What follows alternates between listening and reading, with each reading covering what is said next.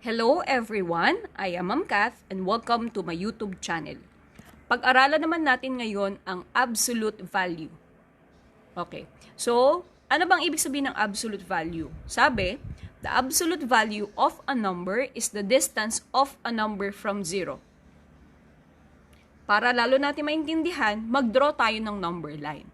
So ang number line ay line na may numbers. Okay, so ito yung line. Kapag nagdodraw tayo ng number line, laging nakapwesto sa gitna ang 0. Okay? At ang lahat ng nasa left nito ay mga negative integers. Lahat ng nasa right ng 0 ay mga positive integers. Ulitin natin. So, 0, papunta sa right, positive 1, positive 2, positive 3, positive 4. Papunta sa left, negative 1, negative 2, negative 3, negative 4. May arrowhead sa magkabilang dulo ang number line kasi pinapakita nito na ang number line natin ay pwede pang mag-extend infinitely. No? In short, may karugtong pa yung mga numbers na yan. At hindi lang yan dyan nagtatapos. Okay, so let us start. Kapag may nakita kang dalawang guhit sa magkabilang dulo ng isang tanong or isang number, absolute value ang pinapahanap sa'yo. So, base doon sa definition na binigay natin sa atin kanina, mag-umpisa tayo sa 0, papunta sa 7 na tanong sa atin. So, 0, 1, 2, 3, 4, 5, 6, 7. Gaano kalayo ang 7 sa 0? Ang tamang sagot, 7 units. Or 7. 7 na lang ang isusulat natin. So, ibig sabihin, ang absolute value ng 7 ay 7. Next question. The absolute value of negative 6. Again, start tayo sa 0. Papunta sa negative 6.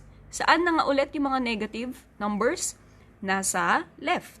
So, papunta sa negative 6, 1, 2, 3, 4, 5, 6. Nasa negative 6 na tayo.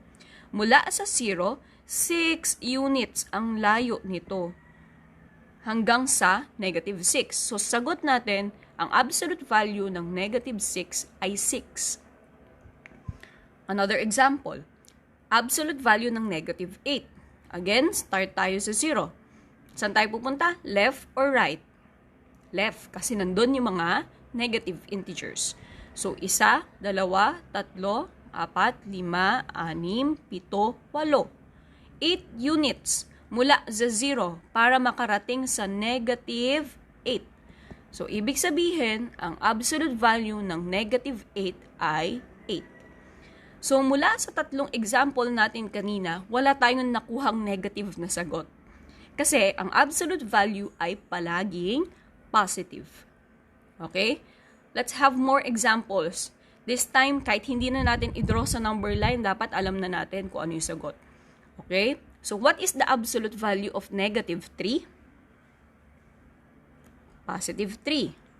What is the absolute value of negative 9? Positive 9.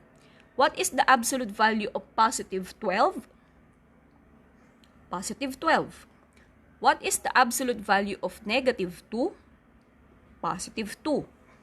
What is the absolute value of positive 5? Positive 5.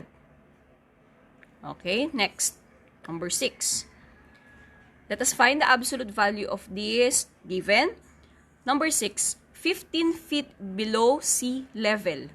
Kung isusulat natin yan as integer, pag sinabing below, papunta sa baba, negative ang katumbas niyan, negative 15. Pero ang pinapahanap sa atin ay absolute value nito.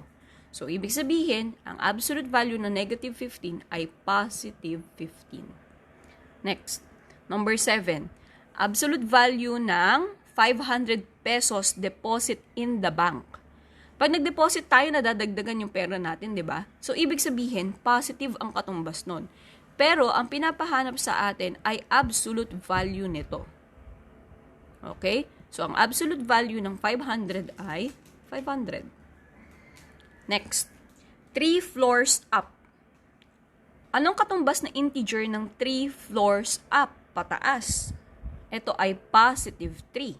Pero ang tanong sa atin ay absolute value nito. So, ibig sabihin, ang tamang sagot ay 3. Number 9. A loss of 5 kilograms. Nag-diet ka, nawalan ka ng 5 kilograms. Ang katumbas na integer nito ay negative 5. Pero dahil absolute value ang pinapahanap sa atin ngayon, ang absolute value ng negative 5 ay 5. Last, a profit of 75 pesos. Pag sinabing profit, kumita ka daw ng 75 pesos. Positive yun. So, kung ilalagay natin sa loob ng absolute value ang 75 pesos, ang sagot ay positive 75. Please subscribe to my YouTube channel, Project Cat. Thank you for watching.